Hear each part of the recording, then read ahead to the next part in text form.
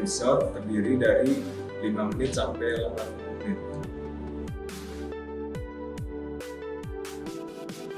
Menceritakan tentang episode pertamanya itu menceritakan tentang pemeran utama kita, Lucia, yang memiliki sebuah masalah, dan di sini kita juga menjelaskan apa yang dia inginkan dan masalah yang dia hadapi, dan dia di sini juga menemukan solusi yang instan, yaitu menggunakan cerita untuk menyelesaikan masalahnya tadi. Nah, untuk episode kedua menceritakan tentang bagaimana solusi yang dia temukan tadi, instan tadi, menjadi solusi yang menjadi masalah lainnya.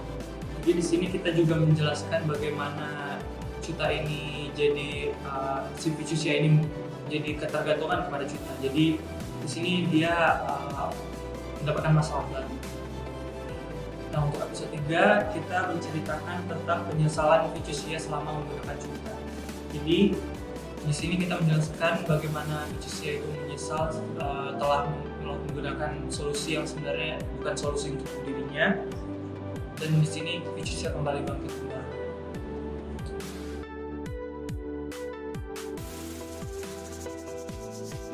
Jadi untuk dalam seri animasi Vicusia ini sendiri berawal dari sebuah gerakan kampanye anti narkoba yang bertujuan untuk mengedukasi masyarakat, khususnya anak muda, agar menyadari bahwa bahayanya narkoba itu seperti itu. Untuk kendalanya ada, biasanya terletak di tengah-tengah kita sedang melakukan tahap produksi. Nah, itu biasanya terjadi saat seharusnya sudah masuk ke dalam tim produksi, namun balik lagi ke tim praproduksi. Jadinya terkadang kita harus mengulang kembali.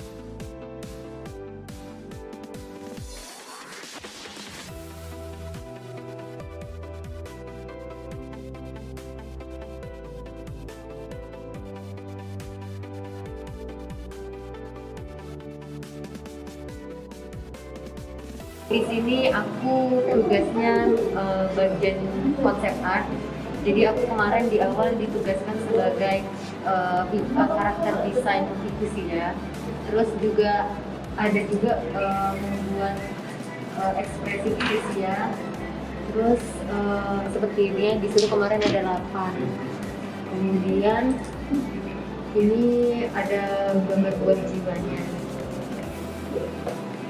Ini tampak Vicusia turntable-nya ada tempat depan, samping, 3/4 depan, belakang, dan 3/4 belakang.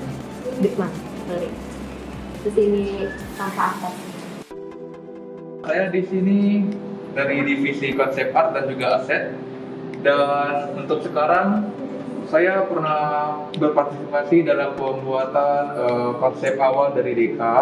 Di sini ada konsep awalnya sudah memiliki banyak revisi dan menjadi seperti ini konsep DK-nya. Dan saya juga sudah berpartisipasi dalam pembuatan logo ornamen dan juga bentuk daun dari Vicusia dan juga beberapa bentuk dasar dari fauna juga. Dan itu saja. Terima kasih.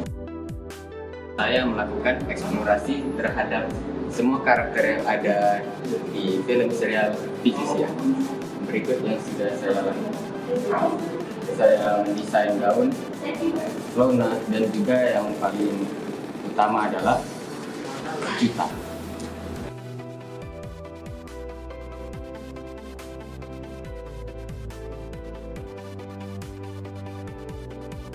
Ini pohon bukan saya, jadi itu sudah ada di naskah cerita, ya.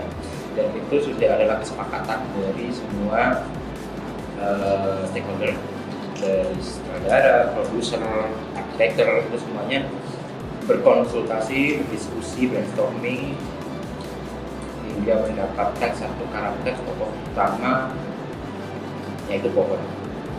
Yang mana ini pohon ini sebetulnya adalah representasi, kalau kita jabarkan lagi ya, bahwa pohon ini adalah representasi karakter yang ada di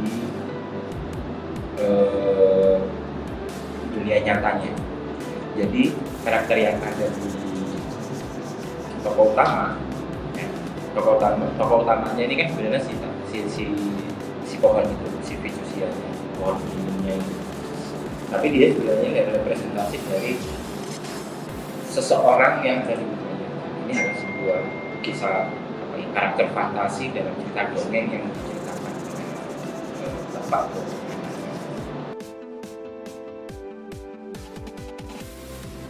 Dan saya sendiri itu menjadi voice actor untuk karakter utama yaitu Ficusia. Karakter Ficusia ini dia berbentuk pohon yang besar yang sudah berumur tua gitu. Untuk suaranya ini karakternya sendiri ini dia lemah lembut gitu. Seandainya lebih banyak yang datang dan lebih lama di sini, pasti lebih menyenangkan lagi. Lihatlah beringin itu, cantik. Sampai sekarang para fauna masih ada yang bermain di sana. Untuk saya pribadi, saya sebagai voice aktornya karakter Uci. Untuk ciri khasnya itu karakter Uci ini tuh karakter anak kecil. Jadi di sini saya membawakan ciri khasnya itu ya bagaimana anak kecil berumur 5 tahun dengan suara anak-anak yang benar-benar masih umur 5 tahun. Iya, seneng ya. Uci juga udah siapin hadiah buat ibu. Kata temen Uci, ibu dihukum karena melakukan hal buruk. Makanya nggak boleh pulang. Emang bener ya? Ya, kalau saya memerankan, saya menjadi voice actor dari Deka, karakter Deka. Karakter Deka di sini adalah seekor burung yang mengedarkan sebuah benih, ya. Jadi dia itu sebagai representasi dari seorang pengedar narkoba. Nah, ciri khas dia di sini adalah dia biasanya setiap berbicara itu suka memberikan, suka cegukan gitu. Setiap dia berbicara, berdialog itu suka cegukan. Gitu ciri khasnya.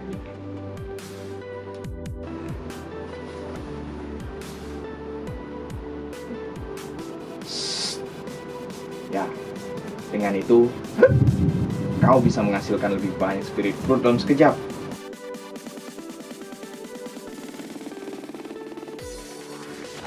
Voice acting, tantangan yang mungkin kami hadapi di sini, gimana caranya melalui suara kita, pesan dan emosi bisa sampai ke penonton. Kan banyak emosi yang kami keluarkan di sini seperti senang, sedih, takut dan lain-lain.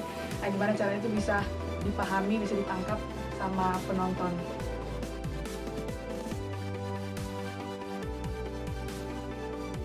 Oke, kendala yang banyak kami temuin ya saat melakukan voice acting itu yaitu mempertahankan warna suara kami masing-masing.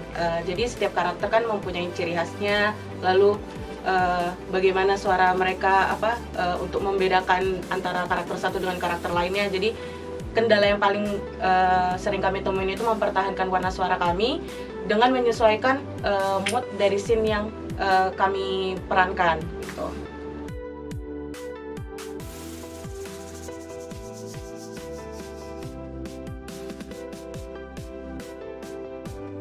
Inspirasi saya dalam membuat film Batik Girl Animation Series ini, saya ingin membuat suatu film yang bisa mencegah generasi muda dalam menggunakan narkoba.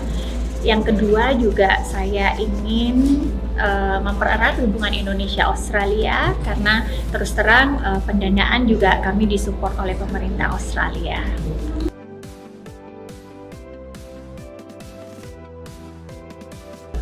Program Batik Girl itu sebenarnya sudah berjalan selama 10 tahun, tapi dalam bentuk produksi membuat boneka Barbie berbaju batik.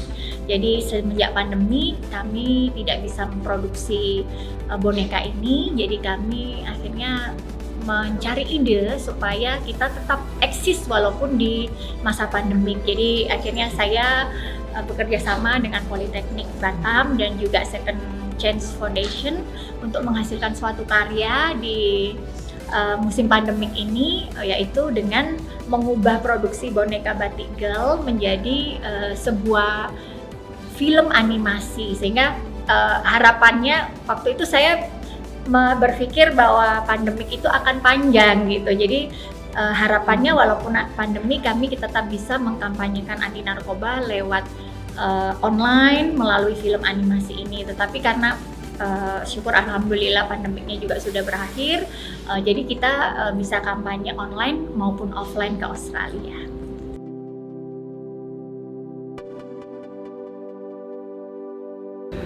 Harapan saya ke depannya dengan film animasi series ini tentunya dapat mengedukasi para generasi muda untuk mengingatkan bahayanya narkoba. Jangan pernah sentuh narkoba. Dan ini adalah satu produk seni dengan cara yang lebih lunak, mudah-mudahan lebih mudah dimengerti bagi para generasi muda ke depannya, membuat Indonesia yang lebih baik. Dan ketika generasi muda tidak terjerumus dalam obat-obatan atau narkoba, tentunya penghuni juga di dalam lembaga pemasyarakatan akan menurun seperti itu. Jadi saya sangat mendukung adanya film series ini dan mudah-mudahan dapat dinantikan film-film series selanjutnya.